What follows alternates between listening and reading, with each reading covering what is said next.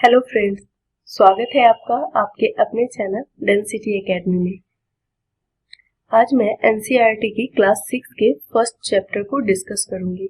I hope कि ये video आप सभी के लिए काफी हेल्पफुल होगी। मैं आपको इस चैनल पर ज्योग्राफी बिल्कुल जीरो लेवल से पढ़ाऊंगी ताकि आपका बेसिक कॉन्सेप्ट क्लियर रहे और आगे आपको ज्योग्राफी में कोई भी प्रॉब्लम ना हो। जब तक ज्योग्राफी के बेसिक कॉन्सेप्ट को आप नहीं समझोगे तब तक आगे कोई भी टॉपिक आप पढ़ोगे, बेसिक चीज अगर क्लियर नहीं रहेगी तो वो टॉपिक आपको अच्छे से समझ में नहीं आएगी। इसलिए बहुत इंपॉर्टेंट है कि क्लास 6 से लेके 12 तक की एनसीईआरटी की ज्योग्राफी की सारी बुक्स को आपको पढ़नी है। तो अभी तक आपने मेरे चैनल को सब्सक्राइब नहीं किया है तो प्लीज सब्सक्राइब और लाइक जरूर कर दें। तो चलिए स्टार्ट करते हैं हम आज की क्लास। तो आज की क्लास में हम क्लास 6 के फर्स्ट चैप्टर को डिस्कस करेंगे। फर्स्ट चैप्टर क्या है हमारा? सौर मंडल में पृथ्वी। जैसा कि चैप्टर के नाम से ही हमें क्लियर हो रहा है कि हमें सौर मंडल और पृथ्वी के बारे में पढ़ना है इस चैप्टर में। तो चलिए देखते हैं क्या है इस चैप्टर में दिया हुआ सौर मंडल और पृथ्वी के बारे में। सूर्यास्त के बाद आकाश देखना हर किसी को पसंद है। सूर्यास्त के बाद मतलब रात की बात कर रही हूँ।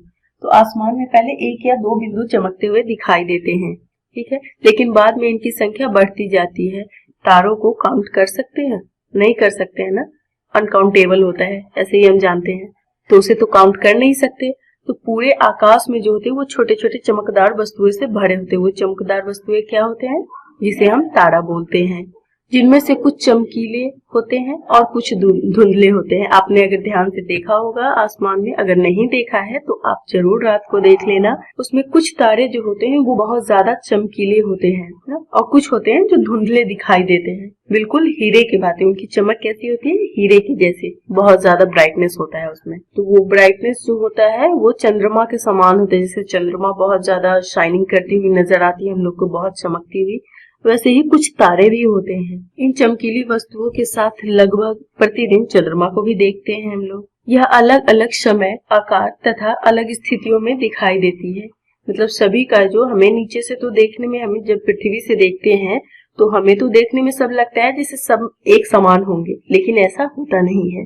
सभी की साइजेस अलग होती है, सभी अलग अलग साइज के होते हैं एवं उनकी स्थितियां जो है वो अलग दिखाई देता है। अब पूर्ण चंद्रमा को लगभग महीने में एक बार देखते हैं, जिसे हम क्या कहते हैं? पूर्णिमा कहते हैं, है ना। पूर्णमासी की रात बहुत अच्छी होती है ना। उसके जस्ट 15 दिन बाद इसे हम नहीं देख सकते। क्यों नहीं देख सकते? क्योंकि वो नए चंद्रमा की जो होती है वो रात्रि होती है, जिसे हम अमावस्या कहते हैं, ठीक है। तो वो 15 दिन बाद क्या आ जाता है? अमावस्या। महीने में एक बार पूर्णिमा आती है, उसके 15 दिन बाद जब नए चंद्रमा की रात्रि होती है, जिसे हम अमावस्या कहते हैं।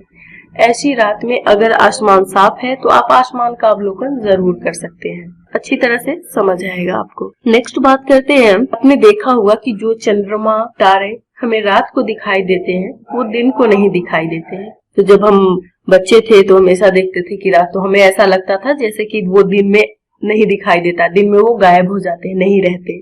लेकिन ऐसा नहीं है।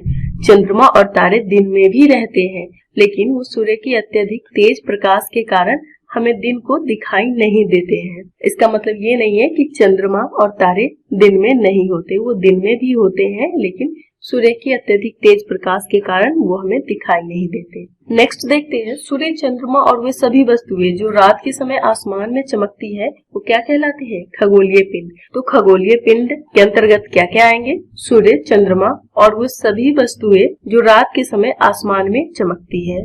जो तारे रहते हैं, चंद्रमा, सूर्य, तारे सभी तो आसमान में ही रहते हैं ना, तो वो सभी क्या कहलाते हैं? खगोलीय पिंड। कुछ खगोलीय पिंड बड़े आकार वाले तो बहुत ज्यादा गर्म होते हैं। ये किससे बने होते हैं? तो ये गैसों से बने होते हैं। ये खगोलीय पिंड जो बड़े आकार में, जो आकार में बड़े और गर्म होते हैं, ये गैसों से बने होते हैं। इनके पास अपनी उष्मा तथा प्रकाश होती है, जिसे वो बहुत बड़ी मात्रा में उत्सर्जित करते हैं। इन खगोलीय पिंडों को तारा कहते हैं। तो इस लाइन को आप समझ लीजिए एक बार अच्छे से। कुछ खगोलीय पिंड जो होते हैं वो क्या होते हैं? आकार में बहुत बड़े होते हैं और गर्म होते हैं। और ये किससे बने होते हैं? तो ये खगोलीय पिंड गैसों से बने होते हैं तथा इन खगोलीय पिंडों के पास अपनी उष्मा और प्रकाश होती है जिससे वो बहुत बड़ी मात्रा में उत्सर्जित करते रहते हैं। इन खगोलीय पिंडों को क्या कहा जाता है? तारा कहा जाता है। तो सूर्य क्या है? सूर्य भी एक प्रकार का हमारा तारा ही है। तो तारा क्यों है सूर्य भी? क्योंकि इसके पास भी अपनी उष्मा और प्रकाश है। सूर्य के प्रकाश से ही तो पृथ्वी पे प्रकाश होता है और उसकी हीट कितनी होती है ये तो हम सभी को पता है। इतनी दूर होने के बावजूद भी पृथ्वी पे इतनी तेज उसकी हीट रहती है। तो सोचिए, और ऊपर जैसे जैसे हम लोग जाएंगे वो और टेम्परेचर बढ़ता जाएगा। हम बात करते हैं रात के समय चमकते हुए जो अनगिनत तारे सूर्य के समान ही दिखते हैं, लेकिन हमसे अत्यधिक दूर होने के कारण हम लोग उनकी उष्मा या प्रकाश को महसूस नहीं करते तथा वे अत्यंत छोटे दिखाई देते हैं। तो रात को जो तारे चमकते हुए हमें दिखाई देते हैं, ऐसा नहीं है कि वो बहुत छोटे होते हैं, वो भी बड़े होते हैं, उनमें भी हीट होती है, लेकिन वो हमें हीट क्यों नहीं रियलाइज कर पाते हैं? क्योंकि वो उनकी डिस्टेंस हमसे बहुत ज्यादा, पृथ्वी से बहुत ज्यादा दूरी पे है वो तारे, इसलिए उनकी उष्मा या प्रकाश को हम महसूस नहीं कर पाते और वो हमें बहुत छोटे दिखाई देते हैं।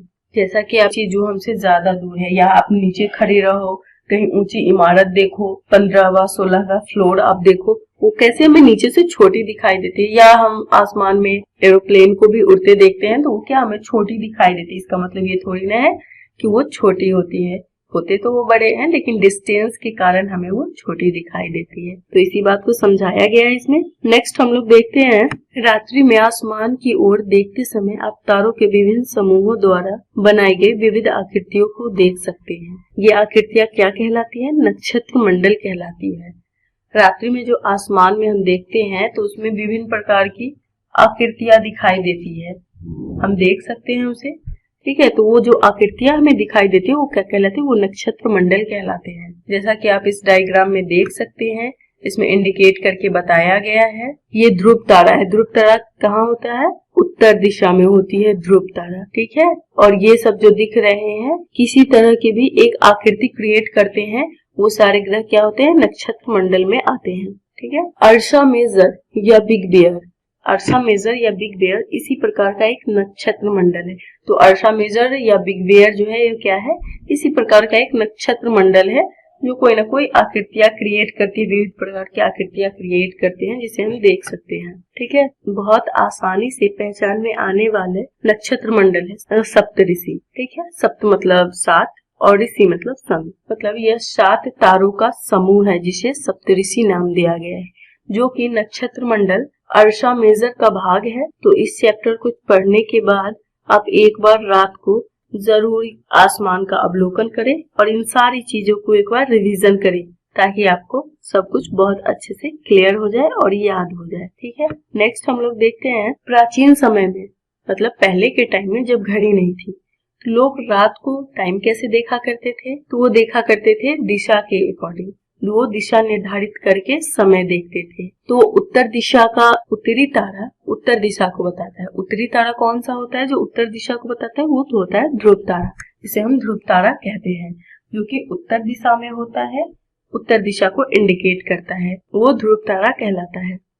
यह आसमान में हमेशा एक ही स्थान पे बना रहता है, मतलब वो ध्रुव तारा जो उत्तर में होता है उसका डायरेक्शन कभी भी चेंज नहीं होता है, वो हमेशा जब भी आप देखोगे रात्रि को वो नॉर्थ साइड में ही आपको नजर आएगी, ठीक है। तो उससे जो है वो टाइम का निर्धारण करते थे पहले के लोग, जब हमारे पास घड़ी नहीं हुआ करती थी। हम सप्तऋषि की सहायता से ध्रुव तारे की स्थिति को जान सकते हैं, ठीक है। जैसा कि आप यहाँ डायग्राम में देख रहे होंगे, ये डायग्राम में इंडिकेट करके बताया गया है कि नॉर्थ में जो है ध्रुव तारा और तारे की अपेक्षा बहुत ज्यादा शाइनिंग करते रहता है, वो ध्रुव तारा होता है जो कि हमेशा उत्तर दिशा में होता है, ठीक है।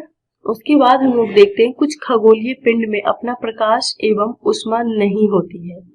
जब कुछ खगोलीय पिंड में अपना प्रकाश और उष्मा नहीं होता है तो उसे हम कैसे देखते हैं? तो जिन खगोलीय पिंडों का अपना प्रकाश एवं उष्मा नहीं होता है वो तारों के प्रकाश से प्रकाशित होते हैं। तो वो प्रकाश कहाँ से लेते हैं? वो तारों के प्रकाश से ही प्रकाशित होते हैं। ऐसे पिंड जो होते हैं वो ग्रह कहलाते हैं। ऐसे पिंड क्या कहलाते हैं? ग्रह कहलाते हैं। ग्रह जिसको इंग्लिश में प्लेनेट कहते हैं, ग्रीक भाषा में प्लेनेटाई शब्द से बना है जिसका अर्थ होता है परिभ्रमक। अर्थात चारों ओर घूमने वाला। परिभ्रमक का मतलब क्या होगा? ये जो है एक ग्रह है खगोलीय पिंड में जिनका प्रकाश एवं ऊष्मा नहीं होता है, उसे क्या कहा जाता है? उसे ग्रह कहा जाता है। ग्रह का इंग्लिश क्या होता है? प्लैनेट होता है। प्लैनेट को ग्रीक भाषा में हम प्लेनेटाई कहते हैं, जिसका अर्थ होता है परिभ्रमक अर्थात चारों ओर घूमने वाला। क्लियर है इतना आप लोग को? नेक्स्ट हम लोग देखते हैं पृथ्वी जिस पर हम रहते हैं वो क्या है? वो भी एक ग्रह है। पृथ्वी जिस पे हम रहते हैं वो भी एक ग्रह है। यह अपना संपूर्ण प्रकाश एवं ऊष्मा सूर्य से प्राप्त करती है। तो पृथ्वी एक ग्रह है। पृथ्वी अपना संपूर्ण प्रकाश एवं ऊष्मा किससे प्राप्त करती है? तो वो सूर्य से प्राप्त करती है, जो पृथ्वी के सबसे नजदीक का तारा है। सूर्य क्या है? पृथ्वी के सबसे नजदीक का तारा है, तभी तो उसकी ऊष्मा और उसकी हीट को हम महसूस करते हैं, या हमारे चारों तरफ जो रोशनी रहती है वो किसके कारण होती है? सूर्य के कारण। क्यों? क्योंकि सूर्य जो है पृथ्वी से नजदीक है और तारों की अपेक्षा। ठीक है, यह चंद्रमा की तरह चमकती हुई प्रतीत होगी। तो सूर्य क्या है? वो नजदीक का तारा है पृथ्वी का। तो पृथ्वी को बहुत अधिक दूरी से, जैसे चंद्रमा से देखने पे यह चंद्रमा की तरह चमकती हुई प्रतीत होती है। जैसे हम लोग नीचे पृथ्वी से सूर्य को देखते हैं, जैसे वो चमकती हुई हमें प्रतीत होती है, वैसे ही आप इमेजिन कर सकते हो कि वैसे ही जब हम चंद्रमा से पृथ्वी को देखेंगे तो बिल्कुल सूर्य की तरह हमें चमकती हुई प्रतीत होगी। तो नेक्स्ट पैराग्राफ देखते हैं हम लोग। यहाँ पे देख सकते हैं ये डायग्राम में बताया गया है आपको। ये क्या है हमारा? ये जो हमारा इंडिकेट किया हुआ ये सूर्य है, जैसा कि लिखा हुआ भी है, आप देख सकते हो, पढ़ के समझ सकते हो। ये हमारा बुध ग्रह है जिसे इंग्लिश में मरकरी कहते हैं। उसके बाद शुक्र है जिसे वीनस के नाम से जानते हैं, इंग्लिश में वीनस कहा जाता है। मंगल, मार्स जिसे कहते हैं, और ये है हमारा पृथ्वी, अर्थ। और बृहस्पति कहाँ है? तो बृहस्पति हमारा वो सूर्य से काफी डिस्टेंस पे है। ये रहा हमारा बृहस्पति, जिसे हम जुपिटर के नाम से जानते हैं, इंग्लिश में इसे क्या कहते हैं? जुपिटर कहते हैं। और ये हमारा शनि है। ठीक है, तो पहले शनि आएगा। तो डायग्राम से जैसा देख सकते हैं, सूर्य के सबसे नजदीक कौन है? तो पहले बुध होगा। सबसे पहले सूर्य के नजदीक हो जाएगा बुध, शुक्र, उसके बाद मंगल यानी मार्स।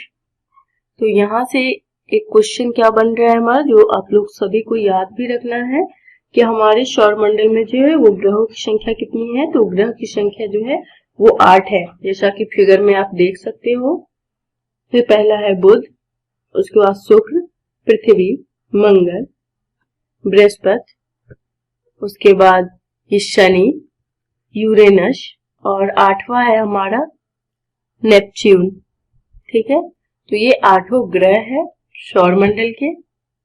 यहाँ दिया गया है ग्रहों के बारे में, जो चारों ओर परिभ्रमण यानी चारों ओर घूमने में कितने समय लगाते हैं और वो अपने अक्ष पे कितने समय में घूमते हैं। तो बुध ग्रह जो है वो सूर्य के चारों ओर घूमने में, ये क्या है? ये सभी कहाँ रोटेट होते हैं? घूमते रहते हैं सूर्य के चारों ओर। सूर्य के चारों ओर एक परिक्रमण, कहने का मतलब है कि सूर्य के चारों ओर घूमने में, मतलब एक राउंड लगाने में उन्हें कितने दिन लगते हैं? 88 दिन बुध को। ठीक है, और वो अपने अक्ष पे जो घूर्णन का टाइम पीरियड है वो 59 डेज का है। ठीक है, उसी तरह शुक्र का है। शुक्र जो है वो सूर्य के चारों ओर कितने दिन में परिक्रमा करता है? तो 255 दिन में। सूर्य के चारों ओर घूमने में उसे कितना टाइम लगता है? 255 दिन शुक्र को। ठीक है, और वो अपने अक्ष पे 243 दिन में घूमता है। पृथ्वी सूर्य के चारों ओर घूमने में 365 दिन का समय लेती है, जबकि वो अपने अक्ष पे घूमने के लिए 1 दिन का समय लेती है।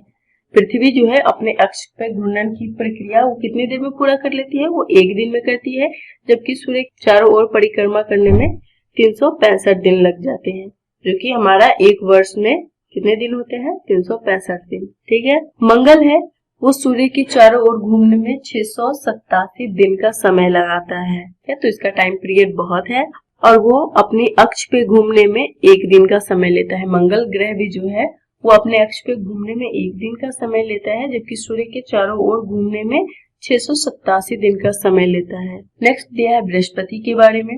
बृहस्पति सूर्य के चारों ओर घूमने में 11 साल का समय लगाती है। ये दिन में नहीं है, सालों में है।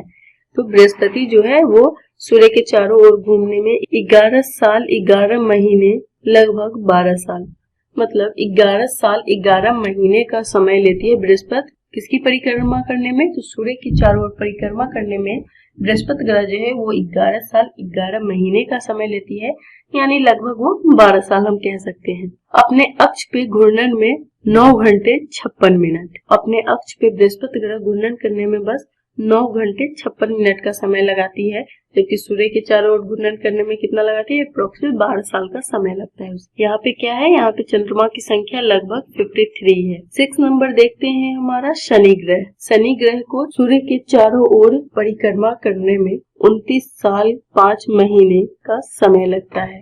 बृहस्पति ग्रह को तो 11 साल 11 महीने मतलब 12 साल कह सकते थे, लेकिन शनि ग्रह का और ज्यादा है, वो सूर्य का परिक्रमण करने में और ज्यादा टाइम लेता है। वो टाइम पीरियड कितना दिया गया है, 29 साल 5 महीने का। अपने अक्ष पे घूमने में, तो अपने अक्ष पे घूर्णन की क्रिया जो होती है वो 10 घंटे 40 मिनट में पूरा कर लेती है। और यहाँ पे जो है चंद्रमा की संख्या कितनी है, लगभग 53 है। जितना बृहस्पति का था उतना ही इसका भी है, चंद्रमा की संख्या 53। ये बृहस्पति शनि दोनों का सेम है। नेक्स्ट हम लोग देखते हैं यूरेनस का। यूरेनस जो है वो सूर्य के चारों ओर परिक्रमण करने में कितने दिन का टाइम लेती है, तो वो 84 साल का टाइम लेती है। दिन नहीं साल कहेंगे। 84 साल का टाइम लेती है ये सूर्य के चारों ओर घूमने में। कौन सा ग्रह, यूरेनस ग्रह। और ये अपने अक्ष पे घूर्णन की प्रक्रिया जो है वो पूरी करती है 17 घंटे 14 मिनट में। और यहाँ चंद्रमा की संख्या जो है लगभग 27 है।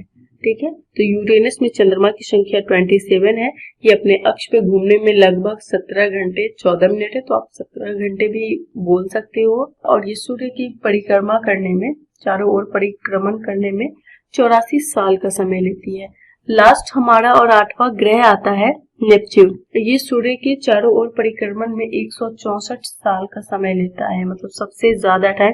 क्यों लेता है, क्योंकि इसकी डिस्टेंस सबसे ज्यादा है। तो डिस्टेंस जितना ज्यादा होगा टाइम पीरियड तो उतना ज्यादा बढ़ेगा ना। तो सबसे ज्यादा डिस्टेंस है नेपच्यून का। 8वां ग्रह जो है हमारा नेपच्यून, उसका डिस्टेंस सूर्य से बहुत ज्यादा है, इसलिए उसे सूर्य की परिक्रमा करने में टाइम पीरियड भी उतना ही ज्यादा लगेगा। तो ये टाइम पीरियड कितना है इसका, 164 साल नेपच्यून को लग जाते हैं सूर्य के चारों ओर परिक्रमण करने में। और ये अपने अक्ष पे घूर्णन करने के लिए 16 घंटे 7 मिनट का समय लेती है। यहाँ चंद्रमा की संख्या 13 है। तो बृहस्पति और शनि में तो चंद्रमा की संख्या 53 है, यूरेनस में चंद्रमा की संख्या 27 है, और नेपच्यून में जो है चंद्रमा की संख्या कितनी है, 13 है। तो आई होप ये डायग्राम से ये कॉन्सेप्ट क्लियर हुआ होगा आप लोग को। अगर नहीं हुआ हो तो एक बार आप जरूर इस फिगर को अच्छे से समझ लीजिए, देख लीजिए। ठीक है, नेक्स्ट बात करते हैं हम लोग। आसमान में दिखने वाला चंद्रमा एक उपग्रह है। ये हमारी पृथ्वी का सहचर है तथा इसके चारों ओर चक्कर लगाता है। चंद्रमा क्या है, वो एक उपग्रह है जो कि हमारे पृथ्वी का क्या है, सहचर है, और ये इसके चारों ओर चक्कर लगाते हैं। पृथ्वी के समान जो है 7 अन्य ग्रह है जो सूर्य से प्रकाश एवं ऊष्मा प्राप्त करते हैं। उनमें से कुछ के पास अपने चंद्रमा भी है, जैसा कि पिछले डायग्राम में हम लोग देखा था और पढ़ा भी था। कुछ ग्रह हैं जिनके अपने चंद्रमा है, जैसे कि बृहस्पति है, यूरेनस है, नेपच्यून और आपका शनि है। ठीक है, इन सबों के अपने चंद्रमा है। और 7 ग्रह अन्य है जो सूर्य से प्रकाश एवं ऊष्मा प्राप्त करते हैं पृथ्वी की तरह। ठीक है, तो अब देखते हैं सौरमंडल के बारे में। देखिए यहाँ पे जैसा मैंने डायग्राम में बताया था आपको, सौरमंडल सूर्य, 8 ग्रह, उपग्रह तथा कुछ अन्य खगोलीय पिंड जैसे क्षुद्र ग्रह एवं उल्का पिंड मिलकर सौरमंडल का निर्माण करते हैं। सौरमंडल में क्या क्या है, तो सूर्य है, 8 ग्रह है, ठीक है, उसके बाद उसमें उपग्रह है तथा कुछ अन्य खगोलीय पिंड है। खगोलीय पिंड के अंतर्गत क्या क्या आएंगे, तो जैसे कि क्षुद्र ग्रह है, उल्का पिंड है, इन सबसे मिलकर सौरमंडल का निर्माण हुआ है। तो इसे नाम दिया गया है सौर परिवार का। तो इसका नाम क्या है, सौर परिवार का नाम दिया गया है, जिसके मुखिया कौन है, सूर्य है। सौरमंडल के मुखिया कौन हुए, सूर्य। तो आइए सूर्य के बारे में पढ़ते हैं। सूर्य सौर मंडल के केंद्र में स्थित होता है, जैसा कि डायग्राम में आपने देखा होगा। सूर्य जो है कहाँ स्थित होता है, वो सौर मंडल के बिल्कुल सेंटर में स्थित होता है, जिसे केंद्र बोलते हैं। यह बहुत बड़ा है एवं अत्यधिक गर्म गैसों से बना है। इसका खिंचाव बल इसे सौर मंडल को बांधे रखता है। इसका खिंचाव बल जो है वो सौर मंडल से इसको बांधे रखता है। सूर्य सौर मंडल के लिए प्रकाश एवं ऊष्मा का एकमात्र स्रोत है। सौर मंडल में एकमात्र स्रोत प्रकाश और ऊष्मा का क्या है? वो बस सूर्य है। सूर्य से ही सौर मंडल के सारे ग्रह, नक्षत्र मंडल, खगोलीय पिंड, ये सारे सूर्य से ही प्रकाश एवं ऊष्मा लेते हैं। लेकिन हम इसकी अत्यधिक तेज ऊष्मा को महसूस नहीं करते, क्योंकि सबसे नजदीक का तारा होने के बावजूद यह हमसे बहुत दूर है। सूर्य जो है सबसे नजदीक का तारा तो है, लेकिन फिर भी हमसे बहुत दूर है, इसलिए उसकी उतनी ज्यादा हीट को हम रियलाइज नहीं कर पाते। सूर्य पृथ्वी से लगभग 15 करोड़ किलोमीटर दूर है। सूर्य और पृथ्वी के बीच की दूरी कितनी है?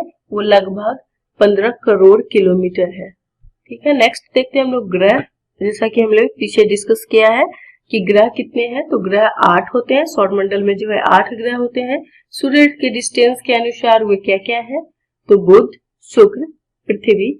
सबसे नजदीक आपने डायग्राम में भी देखा होगा बुध है। ये ग्रह की जो क्रम दिया गया है वो सूर्य के नजदीक के हिसाब से दिया गया है। तो सूर्य के सबसे नजदीक आपने डायग्राम में देखा होगा कि वो बुध है। उसके बाद शुक्र है, पृथ्वी, मंगल, बृहस्पति, शनि, यूरेनस तथा नेपच्यून है। नेक्स्ट हम लोग देखते हैं सौर मंडल के सभी 8 ग्रह एक निश्चित पथ पर सूर्य का चक्कर लगाते हैं। सौर मंडल के जो सभी 8 ग्रह हैं वो क्या करते हैं? सूर्य के चारों ओर चक्कर लगाते हैं। ये रास्ते दीर्घ वृत्ताकार में फैले हुए हैं। तो ये रास्ते कैसे हैं? दीर्घ वृत्ताकार में, जैसा आपने डायग्राम में देखा होगा, दीर्घ वृत्ताकार में फैले हुए हैं। ये कक्षा कहते हैं। वो क्या कहलाते हैं? जैसे वो राउंड सर्कल लेके फैला हुआ है, उसे क्या कहते हैं? कक्षा कहते हैं। बुध सूर्य का सबसे नजदीक का ग्रह है, जैसा कि आपने डायग्राम में भी देखा होगा। अपनी कक्षा में सूर्य के चारों ओर एक चक्कर लगाने में इसे केवल 88 दिन लगते हैं। शुक्र को पृथ्वी का जुड़वा ग्रह माना जाता है। शुक्र को जो है वो पृथ्वी का जुड़वा ग्रह माना जाता है, क्योंकि इसका आकार एवं आकृति लगभग पृथ्वी के ही समान है। यहाँ देख लीजिए एक बार, ये दोनों आकार में सेम ही होता है। तो यहाँ पे देखिए ये सूर्य बुध, जिसे कि 88 दिन का समय लगता है सूर्य के चारों ओर चक्कर लगाने में। क्यों लगता है इतना कम टाइम से? क्योंकि ये सूर्य के सबसे नजदीक का ग्रह है, बुध ग्रह। और वीनस और अर्थ, ये दोनों का जो है क्या है? आकार लगभग सेम है। तो इस सौर मंडल में क्या हमने जाना कि सौर मंडल के 8 ग्रह है। डिस्टेंस के हिसाब से उसका क्रम भी जान लिया कि 8 ग्रह में कौन कौन से क्रम के अनुसार आएंगे। और सूर्य का सबसे नजदीक का ग्रह बुध है, उसे एक चक्कर लगाने में सूर्य का कितने दिन का? 88 दिन का समय लगता है। नेक्स्ट हम लोग देखते हैं, अभी तक प्लूटो भी एक ग्रह माना जाता था, परंतु अंतरराष्ट्रीय खगोलीय संगठन ने अपनी बैठक जो कि अगस्त 2006 में हुई थी, यह निर्णय लिया कि कुछ समय पहले खोजे गए अन्य खगोलीय पिंड 2003 UV 313 सीरस तथा प्लूटो बौने ग्रह, खगोलीय पिंड में क्या क्या आ रहा था? 2003 UV 313 सीरस तथा प्लूटो बौने ग्रह कहे जा सकते हैं। ये सब क्या है? ये सब जो प्लूटो है वो सब बौने ग्रह की श्रेणी में रखे जाएंगे। नेक्स्ट हम लोग, वो तो हो गया सौर मंडल की बातें। अब नेक्स्ट हम लोग बात करते हैं पृथ्वी की। तो इस पैराग्राफ में हम लोग पृथ्वी के बारे में जानेंगे। सूर्य से दूरी के हिसाब से पृथ्वी तीसरा ग्रह है। ये तो आपने डायग्राम में देखा ही होगा। बुध है, उसके बाद शुक्र है, पृथ्वी है। आकार में यह 5वां सबसे बड़ा ग्रह है। अगर साइज के हिसाब से देखा जाए तो पृथ्वी क्या है? 5वां सबसे बड़ा ग्रह है, जबकि सूर्य के हिसाब से पृथ्वी का स्थान कितने नंबर का है? तो वो तीसरा स्थान है। पहले बुध है, शुक्र है, उसके बाद पृथ्वी है। ठीक है, यह ध्रुवों के पास, पृथ्वी जो है ध्रुवों के पास थोड़ी चपटी होती है। यही कारण है कि इसके आकार को भूआब कहा जाता है। भूआब का अर्थ क्या है? पृथ्वी के समान आकार। पृथ्वी के समान आकार को क्या कहते हैं? भूआब। ठीक है, जीवन के लिए अनुकूल परिस्थितियां केवल पृथ्वी पर ही पाई जाती। कहने का मतलब है कि हम मानव के लिए जो है जीवन वो बस पृथ्वी पर ही संभव है। पृथ्वी ना तो अधिक गर्म है ना ही अधिक ठंडी। यहाँ पानी एवं वायु उपस्थित है जो हमारे जीवन के लिए आवश्यक है। वायु में जीवन के लिए आवश्यक गैस जैसे ऑक्सीजन मौजूद है। इन्हीं कारणों से पृथ्वी सौरमंडल का सबसे अद्भुत ग्रह है। तो आप लोग को समझ में आ गया होगा कि पृथ्वी पे मानव का जीवन संभव क्यों है? क्योंकि पृथ्वी पर मानव जीवन के लिए क्या चाहिए? पृथ्वी ना तो अधिक गर्म है ना अधिक ठंडी है। यहाँ वायु यानी कि हवा उपस्थित है और उसमें जो हमें गैस की जरूरत होती है, ऑक्सीजन जो हमें सांस लेने की जरूरत होती है, वो भी अवेलेबल है। इन्हीं कारणों से पृथ्वी सौरमंडल का सबसे अद्भुत ग्रह माना जाता है। अंतरिक्ष से देखने पर पृथ्वी नीले रंग की दिखाई पड़ती है क्योंकि इसकी 2/3 सतह पानी से ढकी हुई है, इसलिए इसे नीला ग्रह कहा जाता है। पृथ्वी को क्या कहा जाता है? नीला ग्रह। और ये नीला क्यों दिखाई देता है? क्योंकि इसकी 2/3 सतह जो क्या है वो पानी से ढकी हुई है। तो नेक्स्ट हम लोग बात करते हैं चंद्रमा की। यहाँ पे एक छोटा सा नोट दिया गया है आपको। हाँ, यहाँ पे देख लो आप। प्रकाश की गति लगभग 3 लाख किलोमीटर प्रति सेकेंड है। प्रकाश की गति क्या है? 3 लाख किलोमीटर प्रति सेकेंड है। इस गति के बावजूद सूर्य के प्रकाश को पृथ्वी तक पहुंचने में लगभग 8 मिनट का समय लगता है। सूर्य को जो है वो पृथ्वी तक पहुंचने में कितना टाइम लेती है? वो 8 मिनट का टाइम लेती है। तो इसे आप याद रखिएगा। और सूर्य की स्पीड क्या है? प्रकाश की जो गति है वो क्या है? 3 लाख किलोमीटर प्रति सेकेंड। ठीक है। नील आर्मस्ट्रांग पहले व्यक्ति थे जिन्होंने 20 जुलाई 1969 को सबसे पहले चंद्रमा सतह पर कदम रखा था। तो चंद्रमा सतह पर सबसे पहले कदम रखने वाले व्यक्ति कौन है? नील आर्मस्ट्रांग, जो कि 20 जुलाई 1969 को चंद्रमा की सतह पे कदम रखा था। तो नेक्स्ट बात करते हैं हम चंद्रमा की। हमारे पृथ्वी के पास केवल एक उपग्रह है। हमारे पृथ्वी ग्रह तो 8 है, हमने जान लिया। और हमारे पृथ्वी के पास उपग्रह कितने हैं? तो वो एक है बस, चंद्रमा। इसका व्यास पृथ्वी के व्यास का केवल 1/4 है। मतलब पृथ्वी का जो व्यास है उसका 1/4 भाग जो है वो चंद्रमा का व्यास है। यह इतना बड़ा इसलिए प्रतीत होता है क्योंकि यह हमारे ग्रह से अन्य खगोलीय पिंडों की अपेक्षा नजदीक है। चंद्रमा जो है वो इतना बड़ा क्यों प्रतीत होता है? क्योंकि ये अन्य खगोलीय पिंड जो है उनकी अपेक्षा पृथ्वी से नजदीक पड़ता है, इसलिए ये हमें थोड़ा बड़ा प्रतीत होता है। यह हमसे लगभग 3,84,400 किलोमीटर दूर है। चंद्रमा का दूरी कितना है? 3,84,400 किलोमीटर दूर है। अब आप पृथ्वी से सूर्य एवं चंद्रमा की दूरियों की तुलना कर सकते हैं। यहाँ पे दिया गया है उपग्रह। उपग्रह क्या है? उपग्रह एक खगोलीय पिंड है जो ग्रहों के चारों ओर उसी प्रकार चक्कर लगाता है जिस प्रकार सूर्य के चारों ओर चक्कर लगाता है। ये उपग्रह जो है वो किस प्रकार कार्य करता है? तो जैसे सूर्य के चारों तरफ ग्रह चक्कर लगाते हैं, जैसे ये उपग्रह है जो कि एक खगोलीय पिंड है, ये भी ग्रहों के चारों ओर चक्कर लगाते हैं। ठीक है। मानव निर्मित उपग्रह कौन कौन से हैं? मानव निर्मित उपग्रह एक कृत्रिम पिंड है।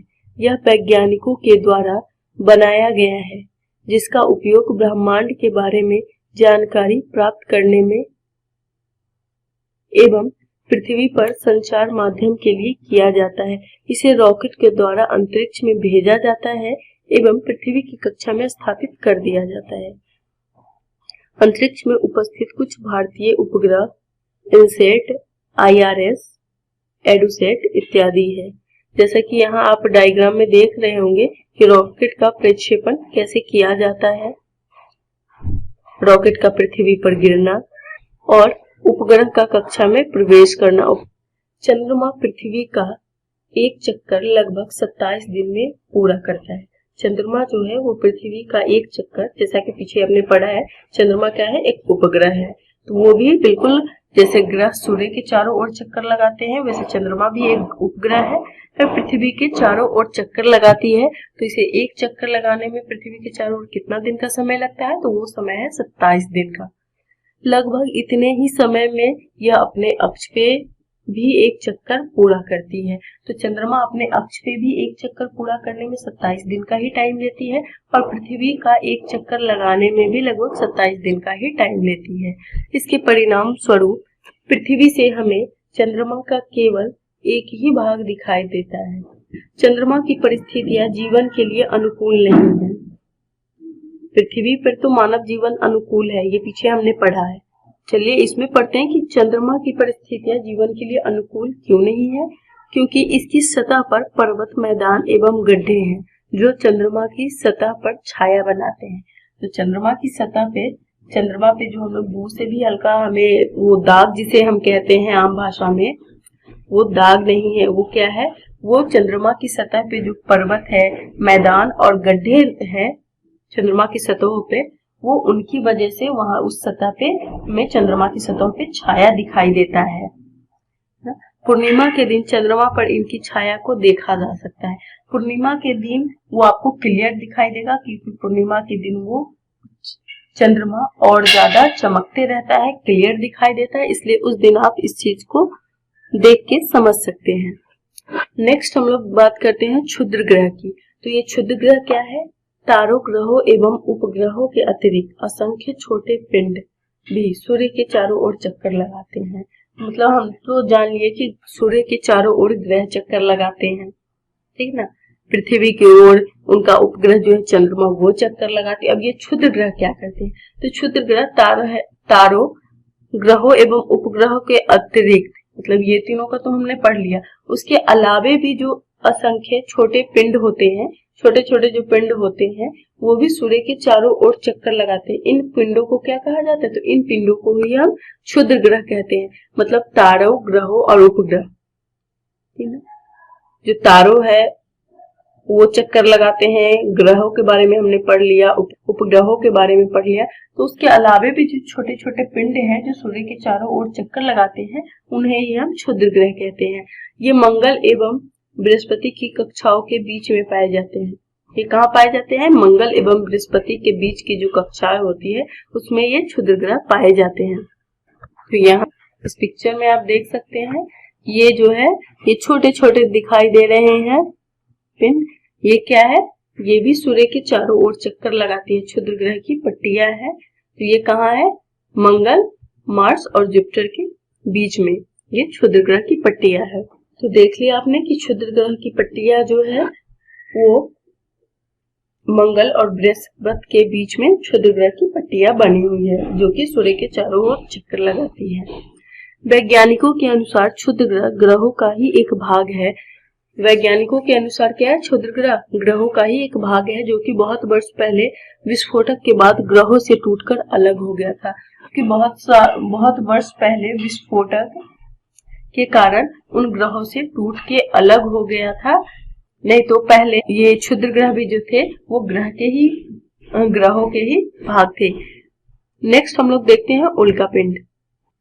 ये उल्का पिंड क्या होता है? तो सूर्य के चारों ओर चक्कर लगाने वाले पत्थरों के छोटे छोटे टुकड़े को उल्का पिंड कहते हैं। सूर्य के चारों ओर चक्कर लगाने वाले जो पत्थर होते हैं छोटे छोटे टुकड़ों में, उन्हें उल्का पिंड कहते हैं। कभी कभी ये उल्का पिंड पृथ्वी के इतने नजदीक आ जाते हैं कि इनकी प्रवृत्ति पृथ्वी पर गिरने की होती है।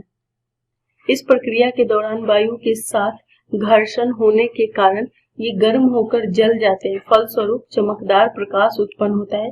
कभी कभी कोई उल्का पूरी तरह जले बिना पृथ्वी पर गिर जाता है, जिससे धरातल पर गड्ढे बन जाते हैं। ये उल्का पिंड जो है बिना जले अगर पृथ्वी पर गिर जाए तो क्या हो जाते हैं? गड्ढे हो जाते हैं। क्या आपने तारों वाले खुले आसमान में एक ओर से दूसरे ओर तक फैली चौड़ी सफेद पट्टी की तरह एक चमकदार रास्ता को देखा है? मतलब क्या है? आकाश में, खुले आकाश में एक ओर से दूसरी ओर तक फैली हुई कैसी पट्टी? चौड़ी सफेद पट्टी जैसा एक चमकदार रास्ता। यह लाखों तारों का समूह है। वो क्या होता है? लाखों तारों का समूह होता है जो कि आपको खुले आसमान में दिखाई देगा। एक ओर से दूसरी ओर तक फैली चौड़ी सफेद पट्टियों की तरह होता है चमकदार रास्ता। ये चमकदार रास्ता जो होता है वो कैसा होता है? चौड़ा होता है और सफेद पट्टी की तरह होता है। ये लाखों तारों का समूह होता है। इस पट्टी को क्या कहा जाता है? आकाश गंगा, जिसे हम मिल्की वे भी कहते हैं। हमारा सौर मंडल इस आकाश गंगा का एक भाग है। प्राचीन भारत में इसकी कल्पना आकाश में प्रकाश की एक बहती नदी से की गई थी। इस प्रकार इसका नाम आकाश गंगा पड़ा था। इस प्रकार इसका नाम क्या पड़ा था? आकाश गंगा। क्यों? क्योंकि उसकी तुलना जो है वो बहती हुई नदी से की गई थी, इसलिए इसका नाम आकाश गंगा पड़ा था। आकाश गंगा करोड़ों तारों, बादलों तथा गैसों की एक प्रणाली है। आकाश गंगा क्या है? ये करोड़ों तारों, बादलों तथा गैसों की एक प्रणाली है। इस प्रकार लाखों आकाश गंगाएं मिलकर ब्रह्मांड का निर्माण करती है। क्या होता है? इस तरह एक दो नहीं बल्कि लाखों आकाश गंगाएं जो मिलकर है वो ब्रह्मांड का निर्माण करती है। ब्रह्मांड की विशालता की कल्पना करना अत्यधिक कठिन है। वैज्ञानिक अभी भी इसके बारे में अधिक से अधिक जानकारी जुटाने की कोशिश कर रहे हैं, लेकिन इसके संबंध में हमें कोई जानकारी नहीं है। लेकिन फिर भी हम जानते हैं कि हम सभी इसी ब्रह्मांड का हिस्सा है। तो ये चैप्टर यहीं पे समाप्त होता है। अब इससे जुड़े हुए कुछ प्रश्न दिए गए हैं, वो आप आसानी से पढ़ के बना लीजिए। ठीक है, यहाँ पे मैं आपको दिखा दे रही हूँ। तो आज की क्लास यहीं पे समाप्त होती है। नेक्स्ट क्लास में हम लोग चैप्टर 2 को डिस्कस करेंगे। तो प्लीज हमारे चैनल को सब्सक्राइब एंड लाइक एंड अपने दोस्तों के साथ शेयर जरूर करें। Thank you for watching this video.